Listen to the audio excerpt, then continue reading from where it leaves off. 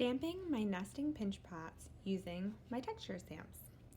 Once my 3 pinch pots have been formed, and I have been working on them, keeping them all still soft to make sure that I can make adjustments until they are all perfect. You can see that all 3 fit nicely inside one another. They nest very well. We want to make sure that they stay soft until they are totally formed and fitted to one another, so that we can make changes. We also need them to stay soft so we can stamp them.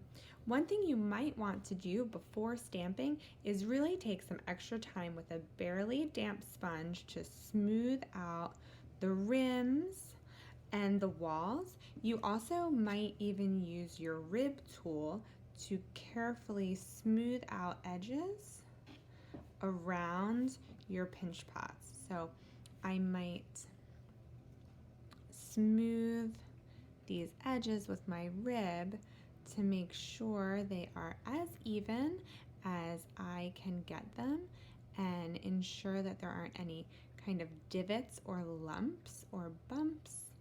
So I can do that, use my finger to smooth out any burrs or crumbs, and also use just a slightly damp sponge. So once I feel like they're all perfect and smooth and ready to be stamped, I'm going to grab my texture stamps and I am going to carefully start pressing them into my pinch pots. So my texture stamps are dry and my pinch pots are still moist. So I'm going to start with this one and I'm going to gently press my stamp, pushing the soft clay and kind of bending it because this is straight and that is curved. So carefully moving it across the curve so that I get a nice impression and then lifting away. So when you stamp anything, whether it's a round object or a flat object, you will get some warping, but that is okay. That's kind of part of stamping, but we can very easily, once we finish stamping, kind of re-round our shape. We can make it circular again if it gets a little bit wonky. So again, just very carefully pressing that stamp, firm but not too firm. We definitely don't want our stamps to break, so we can give it a firm but gentle pressure. Okay, and it looks like my last one is going to fit pretty perfectly. That was luck for sure. Okay, so I might then continue going all the way around that pinch pot, but that is how I would start.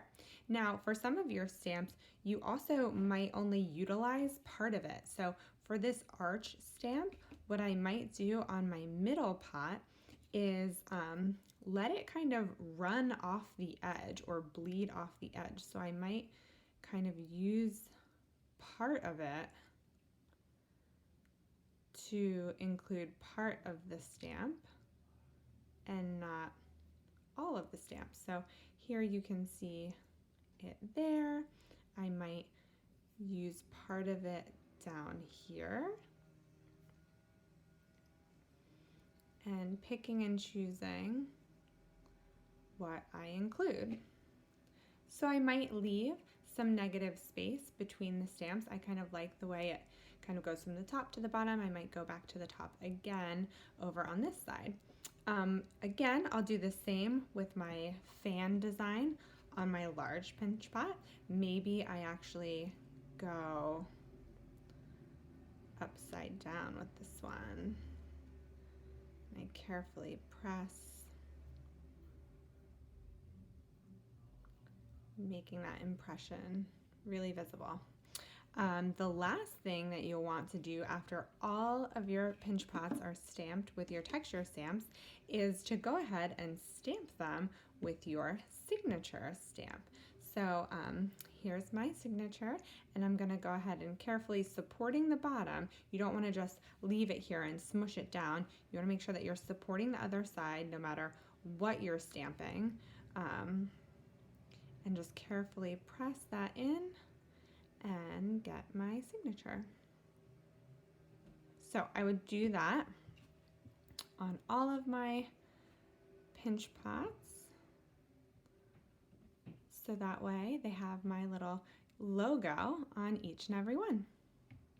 Once everything is finished, they are smooth, they are stamped, they are reshaped, I can go ahead and allow them now to start to dry.